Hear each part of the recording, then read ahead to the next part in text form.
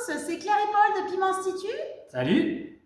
Alors, on pose une petite question, c'est pour quelle raison c'est plus difficile de faire une séance de sport quand il fait chaud?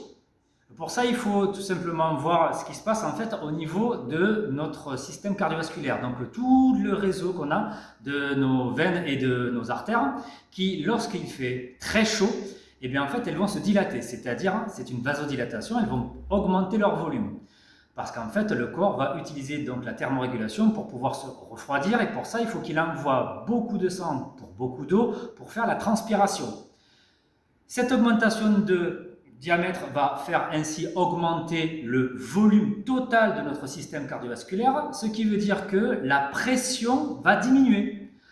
À cause de la pression qui diminue, le cœur, pour compenser et garder l'apport suffisant pour tous les organes et faire la thermorégulation, il va falloir qu'il bat plus vite qu'à la normale. C'est comme s'il était en mode léger sport au lieu d'être totalement, par exemple, au repos. Ce qui veut dire que dès le début, c'est comme si on était en train de faire pendant toute la journée où il fait très chaud, en train d'avoir notre cœur, notre système cardiovasculaire qui est en mode léger sport, comme si on faisait une petite marche active mais permanente.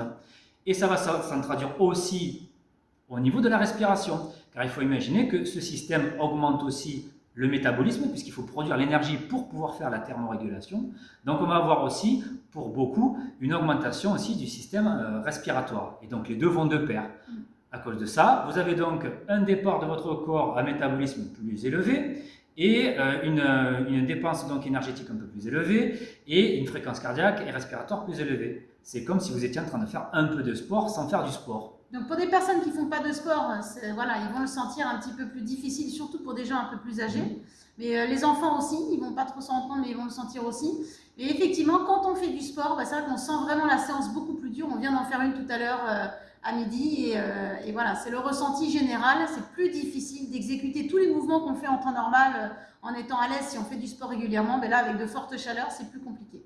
Exactement, ça veut dire qu'en fait, que tout exercice qui est ressenti habituellement facile sera plutôt ressenti moyen, tout ce qui est moyen ressenti dur, et tout ce qui est dur sera ressenti peut-être, mais alors pas du tout faisable. C'est possible aussi. C'est pour ça qu'il faut faire quand même très attention lorsqu'on fait de l'activité physique lors de fortes chaleurs, en particulier lorsqu'elle est prolongée.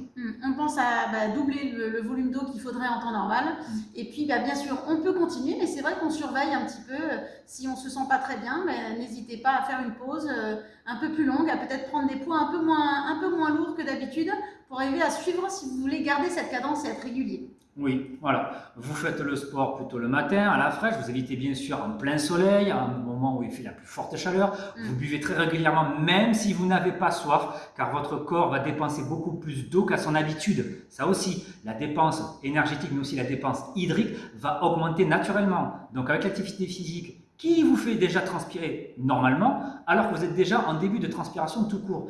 Donc vous attendez d'avoir soif pour boire, c'est non, c'est vous buvez franchement plus. Et vous vous retrouvez à plusieurs litres d'eau, bien au-dessus par rapport aux préconisations du 1,5 litre ou 2 litres d'eau par jour. Ça peut doubler, mais sans problème. Voilà. Et vous n'allez pas forcément aller souvent aux toilettes parce que votre corps va devoir aussi réadapter sa résorption et sa rétention au niveau de l'eau. Parce que vous perdez aussi des sels minéraux, etc. Donc tout ça, il faut y faire attention.